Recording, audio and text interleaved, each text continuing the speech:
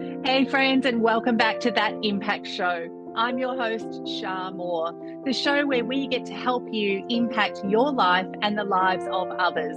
Today's guest is someone very special and definitely creating an impact.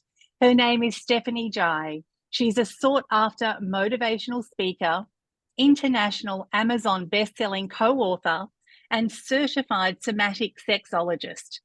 Stephanie has a deep desire to help all humans transcend the mundane, and we definitely want to dive into that. Stephanie, welcome to our show today. Thank you so much for having me. I am delighted to be here. It's amazing listening and researching you, actually, and you've lived quite the life. So I do want to dive in and find out more about the individual areas of your business because they're quite different and very, very interesting and impactful. But before we do, let's jump back to, I guess, the early days for you. Where did this calling come from, and when did you realize it was something that you absolutely had to do? You know, it's such a beautiful question, and it's honestly something that's been with me my whole life. I always just grew up loving relationships, connecting with people. I'm such a people person. My mother said I had the gift of gab before I was even able to talk. It's just been something that's been very natural to me. And as I started to get older and I started to get more into, relationships and love, like I was so obsessed with Cosmopolitan. Not the best way to get education, by the way, FYI, but at the time that was what was available for me. And that really just grew into this like fascination with human relating and how we connect and how that affects our mood, how that affects our desires, how that affects our success, like really our relationships affect everything around us. And that turned into my first business actually at age 19 and was in the pleasure space. And I've really just been doing that ever since in various different ways. So, it's been 15 years now and going strong. Wow, amazing. I love that. And, sometimes we know innately within us that there is a calling, but you then went on a different path and went into corporate. So take us through that journey. Yeah, I feel like it's the normal story of like get a real job is basically what happened to me. I was in university. I was doing my bachelor's of psychology. I was working a quote unquote regular corporate job full time. And I was working on my pleasure-based business. My pleasure-based business was making way more money than my corporate job at, what kind of corporate job do you get as a 20-year-old, right? Yeah. But I didn't have time for everything. Like I was I just wasn't doing well in school. I was getting like 2 hours of sleep a night consistently, and something had to give. And as you do in your 20s, now I know better. I don't take advice from people that aren't living the lifestyle that I want to live. But at the time I went to my confidants, which were my parents. And I said, like, I don't have space for all of this. Like, what should I do? And of course they said, you pick the real job. So I let the pleasure-based business officially go. And it's always been in my ethos. It's always been something that I've kind of done, but I let it really slide away as a priority point and focused on corporate and my university degree, and then ended up creating an incredible corporate career in tech as well. And I'm just driven. And, when you lead with pleasure, everything just turns like magic. So I still brought that piece into it and had a great corporate career. And then I hit 29 and was like, I'm at the peak of my career at 29 years old. I still have a boss that's not very nice to me. I still have to carry a sat-nav phone. I make amazing money. But all of these, I was promised freedom and luxury and all these great things. And I still don't have any of that. And I'm ready to try something else. So I'm going to go back the pleasure route. And I've definitely not looked back since. And that takes a lot of courage, Stephanie, because, leaving something so safe and secure with paycheck to paycheck to paycheck, plus the benefits, whilst, you didn't love your boss and there's a lot of other things you didn't love. Take us, like a lot of people, I guess, have this moment in time where they do want to make a decision like that. You actually did it, and you don't know what's on the other side of that, right? You don't know if that's going to work well or it's going to fall flat on your face. But you made the decision to do it. So if someone's watching or listening to this now, what would you say to them about taking that leap of faith, not knowing the outcome, but how did you do it? So how I did it, I think, was actually really good. And I did have some evidence of success. So one of the things that I chat with a lot about clients and people that come to me and they're looking for advice, because we've really glamorized and romanticized this, like just quit and just take this leap of faith. And if you have cushy savings, cool, you can absolutely do that. And some people really thrive in that kind of an environment. I was not in a position. I was going through a divorce. I did not have like extra funds available to just like jump to the wind and just see what happens. And I didn't want to put my system in that kind of stress response, because you can't, like, pleasure and fight or flight, those things they're not correlated, right? Like they're opposite ends. So it was very important for me to make sure that I was honoring my nervous system and doing it in a way that felt healthy. And so what I did, and this was also very intuitively and universally guided for me as well. It's not like I didn't ABC plan this out. It literally just flowed this way for me, just very beautifully, where all of a sudden people were asking me like, oh, could you, and I'm still in corporate, could you host a retreat? Could you teach me this? Could you teach me that? And I thought, yeah, I could do that. Like, why not? I mean, I've never done it before, but that doesn't mean I can't. So I actually launched that retreat and like website, scheduled it, planned it, launched the whole thing in less than 6 weeks, sold the whole thing out, even when, this was in November and the retreat was in February of 2020, by the way. So we were on retreat when everything else, when the world exploded, it like came out of retreat and everyone was wearing hazmat suits, and it was very strange. But that gave me success. And because I saw, hey, I had no idea what I was doing. I had no following on social media. Didn't know how to put up a website. Like, I just proved to myself that not only was I capable of doing the thing, but that other people were willing to follow me into the fire, knowing that I didn't know what I was doing and knowing that this was my first time. People were still willing to come with me. And that was the confidence I needed. And I quit my corporate job like the day before I left for my career or for my retreat. Amazing. Oh my goodness. So friends, if you're listening, you can do it too, because she didn't have a plan. She just knew, well, then she created it, but she just backed herself, right? And you talk a lot about manipulating reality. I want to really dive into that point, because so many of us, live life based on what society shoulds on us. And then we create this reality that often we don't love, right? We haven't fallen in love with it. We may not have created it all because of our wanting. It could have been what someone has told us to do. And you talk about manipulating reality. For those of us out there that don't understand, tell our friends what that means and how to do it. Yeah. So for me, manipulating your reality means recognizing that you are your creator. You get to choose whatever it is that you want in this life.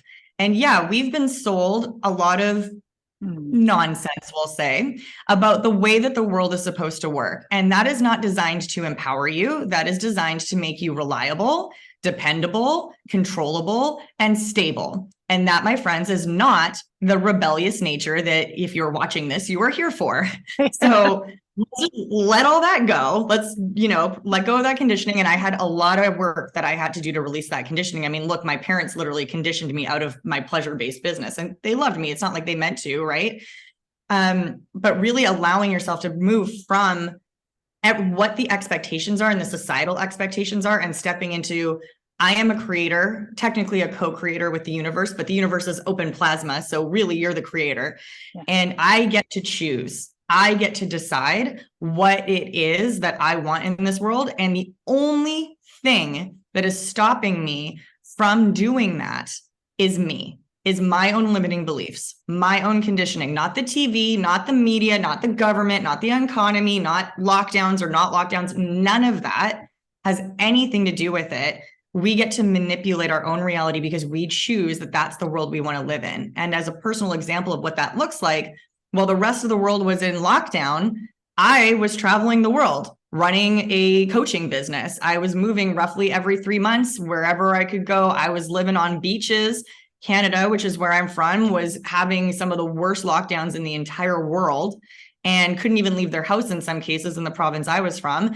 And I was sipping Mai Tais on the beach and hopping around. And it was triggering for people, honestly. A lot of people in my space did not like that. I definitely lost friends. I lost family members, because when you choose the rebellious path, you trigger so much in people because it scares them. So again, it's not their fault. It's just you're an embodiment of what they wish they could have, and they don't feel capable of it. And that is upsetting to them. And so they'll fall away. But that's an example of what really being willing to manipulate your reality is, everyone else is in lockdown and I'm traveling the world.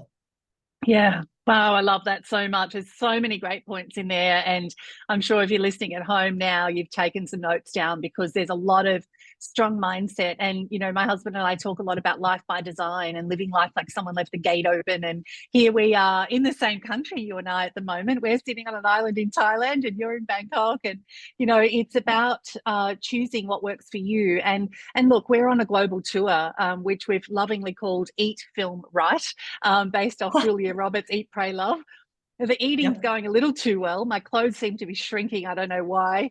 And the filming and the writing's going well as well. But, we made a decision, and it was a big one. And, when you've got such a beautiful family and adult children, grandchildren, friends that are your family, a beautiful home, a social life that most would kill for, and you pick up and leave with 2 suitcases and travel the world. And a lot of people are like, are you crazy?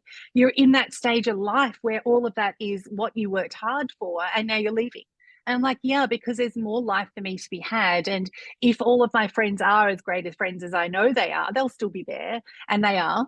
But also, I know that it made a lot of people jealous, because we did things that probably others want to. We are truly living that digital nomad life, which, by the way, we did 20 years ago with 3 children, 2 dogs, for 8 years, way before it was cool.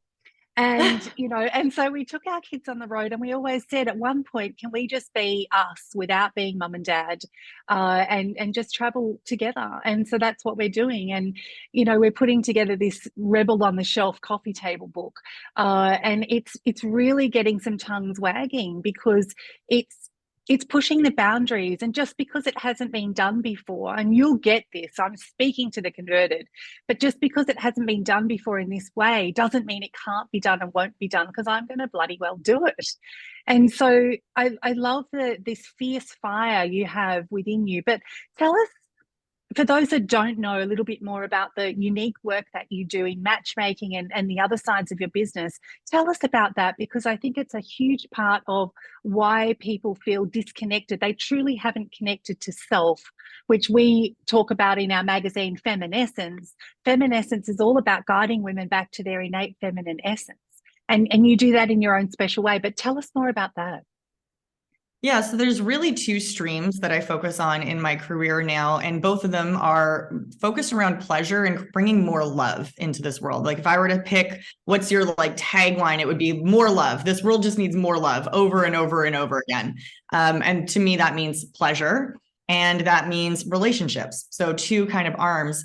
On the relationship side of things, this means I'm an elite matchmaker. So I work with an organization to match really wildly successful individuals, people that would define themselves as elite, high net worth, wildly successful. And oftentimes what I hear from them is, I spent my entire life building my business, becoming elite, and now I just can't figure out this love thing.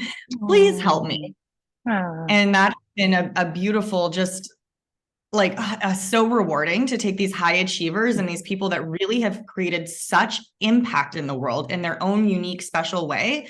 And they're looking now for that stage in their lives where they get to be the ones that receive the love. It's just such a gift to them. Yeah, that's really, really special, because, society is often run and controlled by money. And I know some very, very wealthy money people that are so lonely. And I think, you've created all this wealth, but who do you talk to when you're falling asleep at night? I just had a birthday yesterday, and unfortunately got food poisoning on the weekend. And, here's my husband of 30 years laying with me as it rained yesterday, and we took the day off, and looking after me and, holding my hand and being there. It doesn't matter how much money was in the bank. You can't buy that. Right. And so I feel like what you do is so, so special. And even the other line and the other side of your business, take us through what it means, because I know there's different stages of relationship, right? I'm 30 years, 32 years in, and, when you've got kids and this and that. So how do you help women and men, guide them back to self? Like, what's the process? How do you help them remove those stresses of life that often, kill that side of us? Yeah, I say our pleasure is our power. And it's so important for us to be willing to step into our pleasure, whether you're in relationship or not. So that's really the other arm of my business, is helping people access pleasure, which is really their essence. That's when your true being comes out, because everything else, if you're not in your pleasure, you're operating from ego. That's just fact. Right? And that isn't necessarily a bad thing. We're not here to hate on the ego. Ego makes sure that you don't walk across the street and get hit by a car, make sure you don't get eaten by a tiger. We're here for ego. And if you're not allowing yourself to tap into pleasure, you have no idea the true essence that is inside of you. And I'll speak to women in particular, because I work with men and women and couples, but as a female-bodied individual who primarily tends to attract women, it is so conditioned for us to feel shameful to be in our bodies, for us to feel shameful to even have emotions. Like, how many times have they said, oh, don't be a girl, like, don't cry, right? Don't get angry. Oh, you're just being a whatever, you're just being crazy, right? These are things, especially if you're highly successful, you've probably had to put on a masculine persona in order to get there. And that's just, unfortunately, the world that we live in right now. And the invitation gets to be, prove to yourself that you can be just as, if not more, successful and turned on and in your pleasure at the same time. And that's a personal journey that I take everybody through. I love that. Why does it have to be and or? Why does it have to be, I've got to be this, or can I not be both? And I can be both, and it's okay to be both. And I think, people say, how are we going to change things? Well, we need to shine the light on more great people like you, and bring your message to the world, and ask better questions. We're producing a documentary now with 100 questions that I think the world needs to have answers to. And I'm going to find 100 people to answer them and produce it. And I think that if we can start to give people permission by sharing everyday human beings out there doing incredible work, veils off, masks off, not on fake book, not airbrushed, not photoshopped, on a beach with the wind blowing, coming out of a swimming pool, washing an elephant, whatever it is that you love to do. But I think that the more we can bring great people and their knowledge to the world, their lens of the world, we can start to make a change. And that's our goal, is to impact 1 million people. And Stephanie, I know that there's people going to want to reach out to you for everything that you do. How do they find you? They can find me at Stephanie J, spelled Jaie, literally everywhere. I basically own that name. So my website is stephaniej.com. I'm most active on Instagram, so you can find me there, again, at Stephanie J. I'm a little bit active on Facebook. You can find me on Twitter on occasion. I am not on TikTok. Do not look for me there. No, I can't get my head around all of the new ones as well. And so, Stephanie, what final words would you have if someone's listening and they're either, they're just not, they haven't found their flow, they haven't found their passion, they haven't found their feminescence, if you like? What advice or suggestions would you give to them? Your pleasure is your power. And when you tune into that, everything else will flow. I love that. Thank you so much for giving up your time to be with us today. It's been a real pleasure. Thank you for having me.